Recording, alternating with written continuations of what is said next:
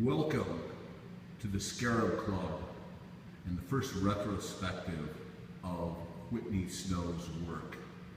Whitney Snow, who's shown here as a painter in spray painting material, was a graduate of the Fine Arts Museum School in Boston.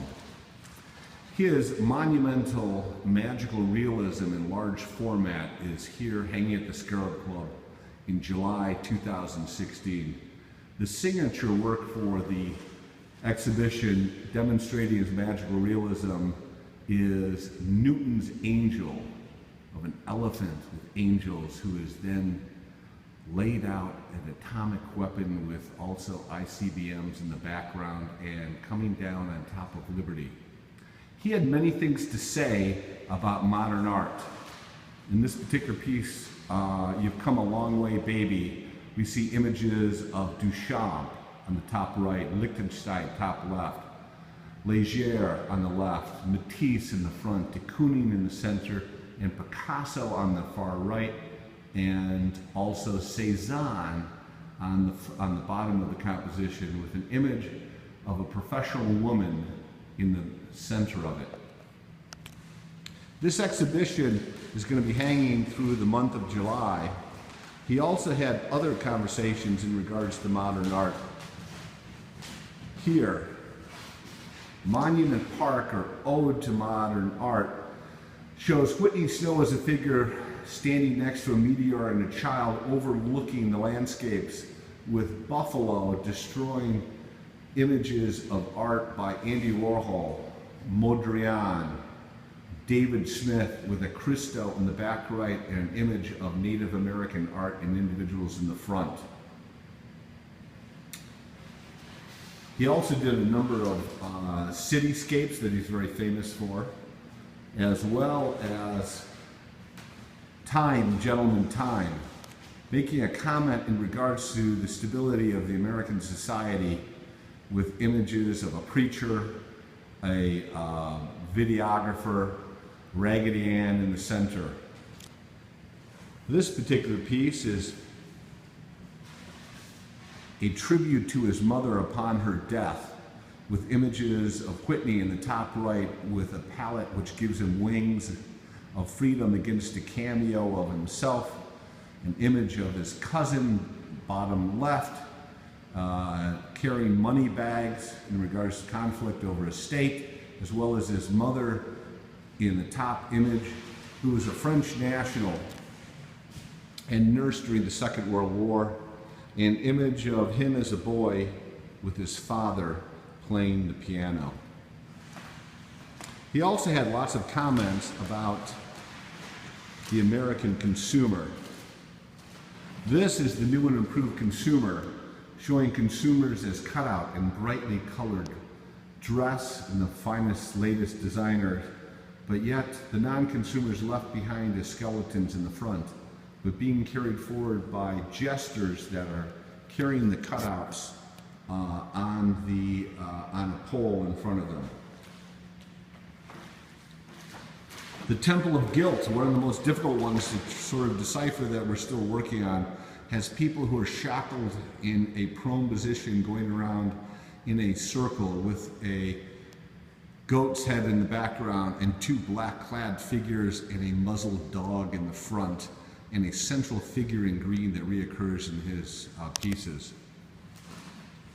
His comments on American society are shown here in this particular image, where we have Uncle Sam at the top right, who's a skeleton of himself, who's held up by sticks, who's throwing money forward, but is being controlled by a jester down below. The American economy and government is represented by the wagon wheels and stars and stripes, etc., with someone who's with a female figure with a whip, but has a media head as far as influences non-free thinking. We see an eagle with a broken wing and a remote control, blinders on in the front, representing the U.S. governmental policy. The sheep within society, juxtaposed against the bulls, are being driven forward because they're now motorized and another jester with a microphone taking forward. As we come across and take a look, this is a tribute to friends that have fallen, with a rebirth of Whitney Snow as an image in the center with a cash register attached to his chest. And he uses a reoccurring theme of cutouts as far as ghosts in his images. The cow to the cow transformation into composition is eluding me still at this point, but there's a bucket of milk in the front along with a fan. These monumental magical realism pieces bring forth the style. Whitney was trained, as I mentioned earlier, at the Boston Fine Arts Museum School. He was also a teaching fellow there. Whitney had lived in Detroit, Denver, Los Angeles, Boston, obviously, as well as Paris, in Verona, Missouri, and Trinidad, Colorado. Whitney had a great distrust of technology and the invasive nature of technology, as we see his technology on his back with computer screens coming out of his green monster that's on his back. We have a money bags around his head. We have a rear view mirror that's been then detached so he can't look back as he goes across a walking path. Tribute to a ghost of a friend, represented here as a monochromatic cutout that he carries with a self-portrait of Whitney Snow himself. And then a broken sign of drunken moxie at one time with the Colorado landscape as the background with monumental clouds.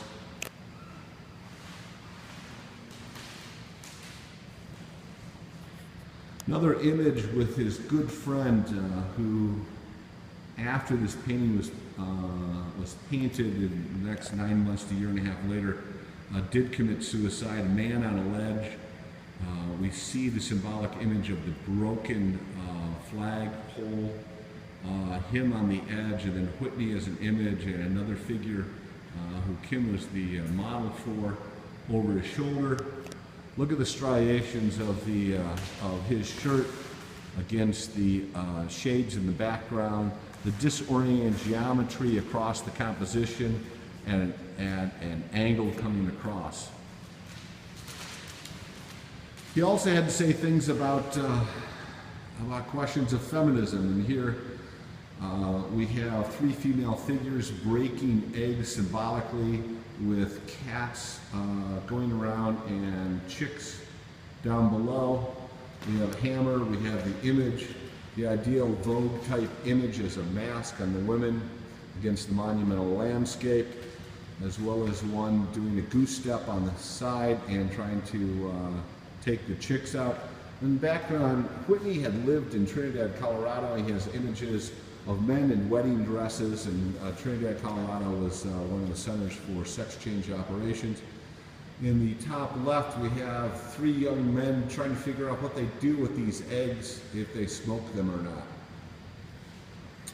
The Last Temptation, one of his earlier works within the repertoire, with an interesting utilization of motion of the dropped apple, the sexual temptation, the skeleton, as well as the bird image of eroticism.